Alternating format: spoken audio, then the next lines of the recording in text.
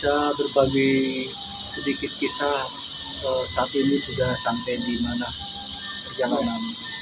Assalamualaikum para penonton ya, dan dalam usaha ini dalam kebajikan dan musuh pada hari ini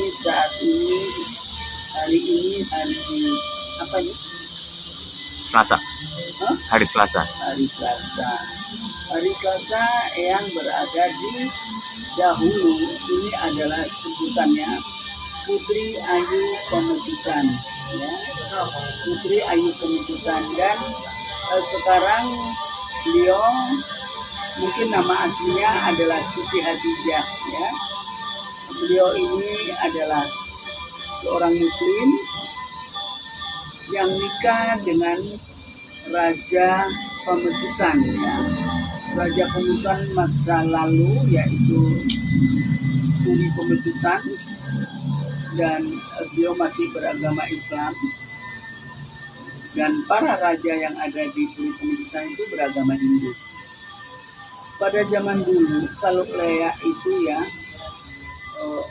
bisa berkain putih atau seperti kain putih yang melayang seperti itu.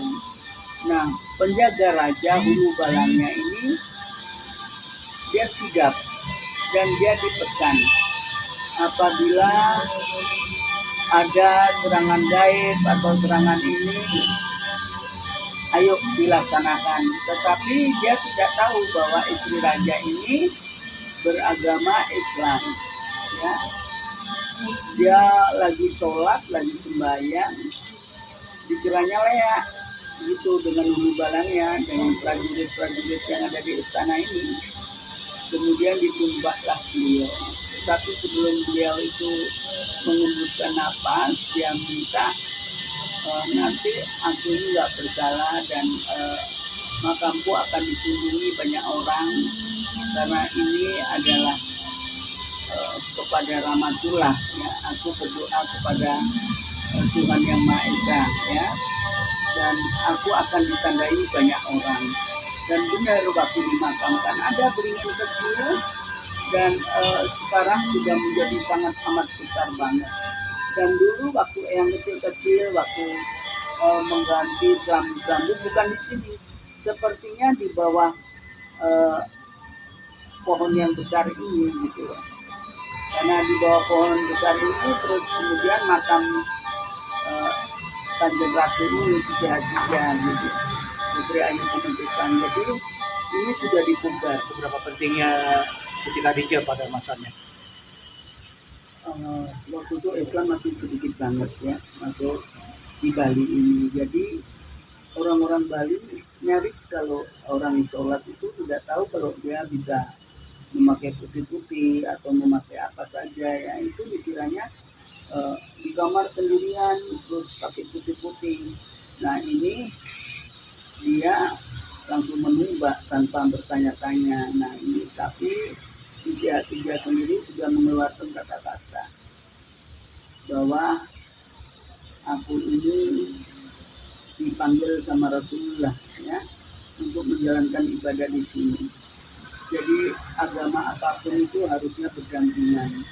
Tetapi karena tidak tahu, dan di balang ini tadi dihukum oleh raja, ya, karena beliau adalah istri raja yang belum mau masuk agama Hindu, masih tetap memeluk agama Islam. Jadi cerita daripada Putri Ayu Pemecutan itu yang berdua Siti Hadijah, beliau ini sudah puluhan tahun, yang bahkan mungkin ratusan tahun. Dan aura di sini seperti apa ya? Aura sini bagus karena beliau meninggalnya juga dalam keadaan koma, ya. Artinya dalam keadaan menghadap Rasulullah, menghadap Tuhan, ya. Jadi tentu bagus, ya. Auranya itu mencerminkan adem dan ini. Jadi aura kebajikan, aura kebaikan itu ada.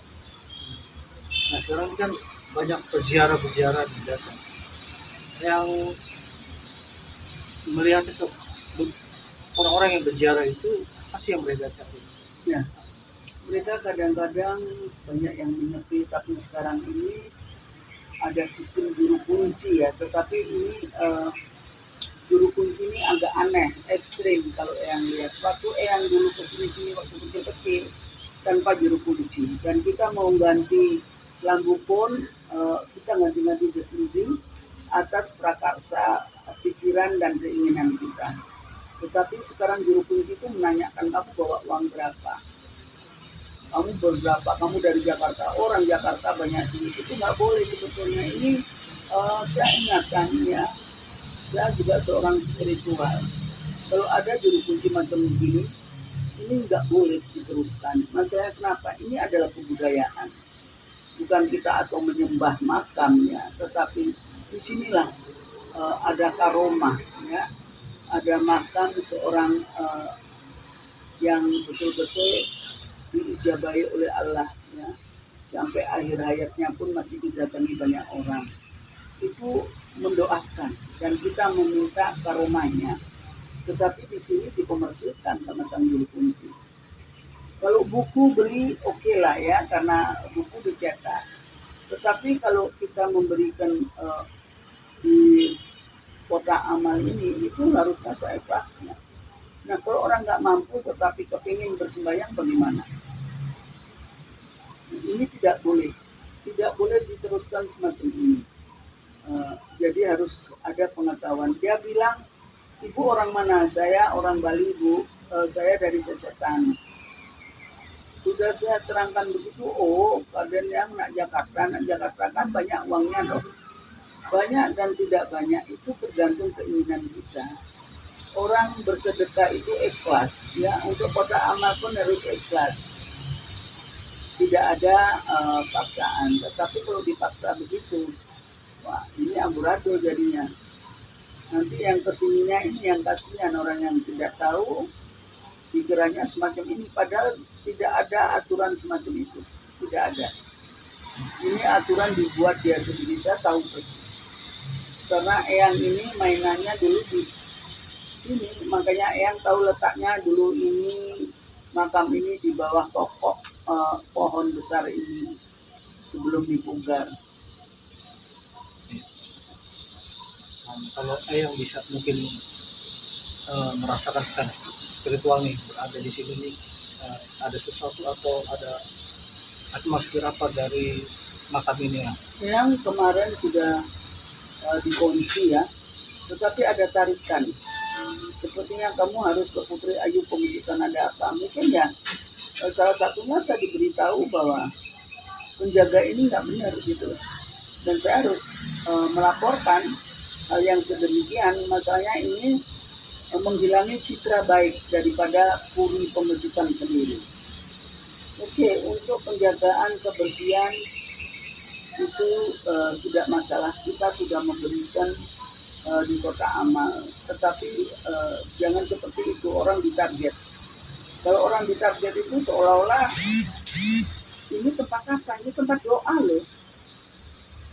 Kita berdoa, mendoakan, kita minta karomanya. Jangan dipakai komersil tempat-tempat begini, ini sudah salah kaprah. Dan itu tadi yang melihat langsung dan berdialog langsung dengan orangnya. Jadi secara metafisiknya, adakah mungkin getaran-getaran dari? Ya, ada getarannya. Maksudnya beberapa hari yang itu berkeinginan banget ke sini. Ada apa? Ya mungkin salah satunya diberikan untuk mengingatkan orang ini. Salah satunya sendiri getaran dari beliau itu sangat kuat banget agar yang mengunjungi, yang jauh-jauh dikunjungi. Mengapa yang di kota sendiri seperti Putri Ayu Pemujatan ini kok tidak dikunjungi? Ini ada getaran tersendiri, mungkin ada wangsit atau ada wahyu seperti itu ya. Kita lihat nanti setelah kita meditasi, biasanya ada pawisit, ya, ada pawisit, kita diberitahu kenapa gitu. Itu nanti setelah kita pulang dari sini, kita bisa meditasi di rumah dengan kita menyentuh mungkin kemenyan yang dari sini atau apa suasana yang dari sini. Biar kita mendapatkan gambaran yang gamblang, tidak ngawur. Eyang tidak mau kerja itu memberi wawasan yang ngawur. Nanti mereka semua bisa salah kaprah. Karena ini hanya sebuah makam. Makam ini bukan untuk didewakan, tetapi kita harus minta kepada Sang Yang Wiwasa atau Tuhan Yang Maha Esa. Ya. Tetapi kenapa makam ini banyak dikunjungi orang? Karena makam ini berkaroma. Dia meninggalnya dalam keadaan istiqomah, ya. Artinya dalam keadaan suci. Dia dari menghadap ke Tuhan lalu ditumbak, itu kan sangat luar biasa. Dan beliau memberikan kenang-kenangan, ya ini pokok pohon yang besar. Tadinya waktu dia dimakamkan di situ tidak ada pohon itu. Setelah dia dimakamkan, tumbuh kecil-kecil menjadi besar. Dan sampai sekarang tidak pernah mati, tidak pernah layu, tidak pernah kekurangan apa-apa. Ini bahkan mungkin umurnya sudah ratusan tahun, karena yang aja sekarang sudah 65. Oke. Artinya memang Siti Khadijah ini bukan seorang yang sakti ya, atau memiliki ilmu atau Tidak. Tetapi ilmu ketuhanan, ya. Karena dia lagi mendekatkan diri kepada Allah, ya. Kemudian mungkin jalannya sudah seperti itu, takdirnya, ya. Sudah seperti itu, jadi kita perlu memperingati. Kesini kita memberi peringatan, silaturahmi, ya, agar kita juga mendapat karomah dari beliau. Itu aja. ada penampakannya ya? Kalau siang hari penampakan agak sulit, ya. Tetapi kalau kita bisa masuk di situ, getarannya sangat luar biasa. Yang duduk di bawah tangga ini, itu getarannya beda. Eyang kenapa nggak bisa naik ke atas? Karena kaki Eyang kan pakai kursi roda. Ya, jadi Eyang cukup di sini saja. Ini sudah rumah beliau juga. Jadi Eyang bersyukur karena dari panggilan ini Eyang mendapatkan ijabahan. Artinya ya lanjutkan. Kamu sebagai spiritual seperti itu, ya. Itu panggilan dari beliau. Jadi kita juga harus berjalan lurus. Kita jangan belok menurut kehendak hati kita, tetapi kita harus menurut kehendak hati yang di atas. Jadi buat orang Bali sendiri, Siti Khadijah ini menganggapnya apa? Boleh. Habis ini enggak, ini istrinya raja, ya, permaisuri. Jadi bagi beliau nggak ada masalah mau kesini, tetapi karena beliau itu Islam, jadi seperti aturannya tidak boleh membawa canang, hanya membawa doa. Artinya ada istiadat yang seperti dilakukan sebelumnya orang Bali, tidak perlu. Ya, tidak perlu bawa canang. Tapi kalau dulu, sewaktu Eyang kecil, Eyang sering bawa canang, boleh. Ini apa karena juru kuncinya atau aturannya bagaimana, tak ngerti Eyang, ya. Karena orangnya ditanya pun ekstrim. Ayo ibu, mau ditanya-tanya aja, sana aja, kamu berdoa aja. Dia tidak welcome, ya. Ini perlu digarisbawahi. Jadi sebagai juru kunci harus memberi penuturan, cerita, hikayat, riwayat itu harus ada. Tetapi kalau seperti ini kan sudah beda gitu loh. Ya.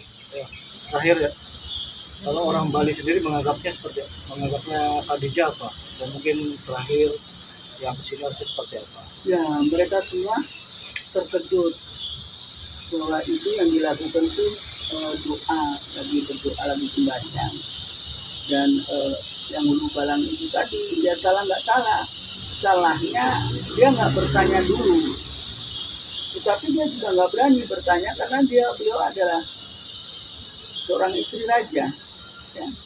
Itu ada tahapan antara raja dan rakyat, apalagi penjaga. Dan diperintahkan kalau ada yang gaya-gaya begitu, secara naluri, secara ini harus diberantas. Dan dia tidak tahu menahu, dikiranya orang yang lagi duduk terpakur gitu, itu adalah teak gitu ya, untuk istilahnya. Makanya ada pemberontakan begitu langsung ditumbak gitu. Dia bukan untuk kejiarah ya. Ya semuanya kita harus menghormati adat istiadat siapapun, mau Bali, ya, mau Jawa, ya, mau Kristiani, semua itu kita bersaudara dan Allah itu satu. Hanya tata cara mungkin yang berbeda. Kita harus wajib menghormati dimanapun kita berada. Dan yang akhiri sampai di sini, kita akan menuju ke tempat yang lain. Tidak lupa yang ucapkan salam syahyang, yaitu sahabat Eyang, I love you.